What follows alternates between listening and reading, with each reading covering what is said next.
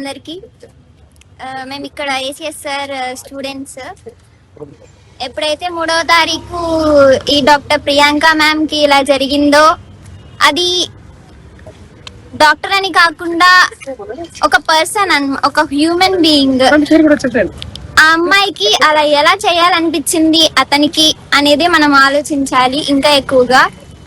ఇప్పుడు ఏంటంటే అందరూ డ్రగ్స్, ఆల్కహాల్ వీటన్నిటి గురించి మాట్లాడుతున్నారు. ఒక స్లోగన్ అనేది ఉంటది, today's generation is tomorrow's future అని చెప్పి. ఇప్పుడుండే జనరేషన్ వచ్చేసి అందరూ డ్రగ్స్, ఆల్కహాల్ వీటన్నిటికీ అడిక్షన్ అయిపోతున్నారు. వాళ్ళందరికీ మనము ఏదో ఒక రకంగా వాళ్ళకి సపోర్ట్ ఇచ్చేసి, కొంచెం వాళ్ళకి రీహాబిలిటేషన్ ఇచ్చి అందులోకి దూరకుండా, లేకపోతే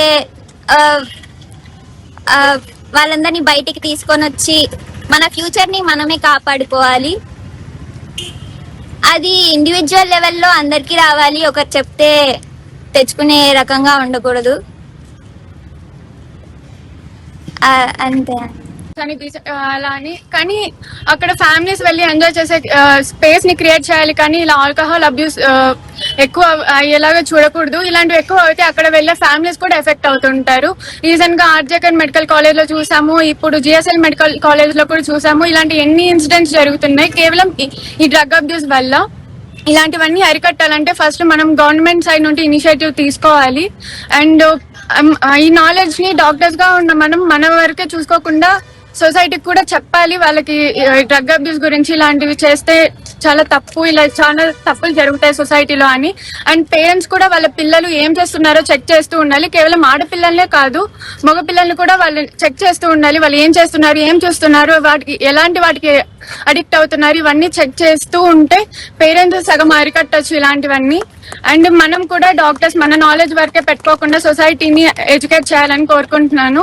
ఇలాంటివి అరికట్టాలని గవర్నమెంట్ ని అడుగుతున్నాను, డిమాండ్ చేస్తున్నాను. ఆగస్ట్ 3rd జరిగిన హిట్ అండ్ రన్ కేసు చూసాము.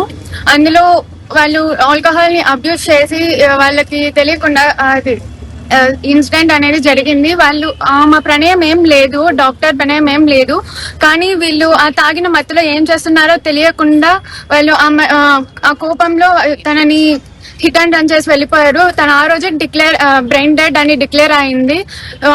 ఆగస్ట్ 9th తను చనిపోయిందని ఇంకా డిక్లేర్ చేశారు. ఇవన్నీ ఎందుకు జరుగుతున్నాయంటే ఆల్కహాల్ అబ్యూస్, డ్రగ్ అబ్యూసెస్ ఇవన్నీ చాలా జరుగుతున్నాయి. స్టూడెంట్స్ ఎక్కువ అఫెక్ట్ అవుతున్నారు వీటి వల్ల. అండ్ స్టూడెంట్స్ చాలా కాలేజెస్ లో కూడా స్టూడెంట్స్ డ్రగ్ అబ్యూస్ చేస్తున్నారు. వాటిని ఫస్ట్ అరికట్టాలి. అండ్ గవర్నమెంట్, ఇది చాలా బాధాకరమైన విషయం. డాక్టర్ ప్రియాంక గారు డర్మటాలజీ 3rd year తను, అంటే ఆల్మోస్ట్ తను 10 years కష్టపడి చదివింది. ఇంత కష్టపడి చదివినా కూడా తన లైఫ్ లాస్ట్ అయింది తనకి.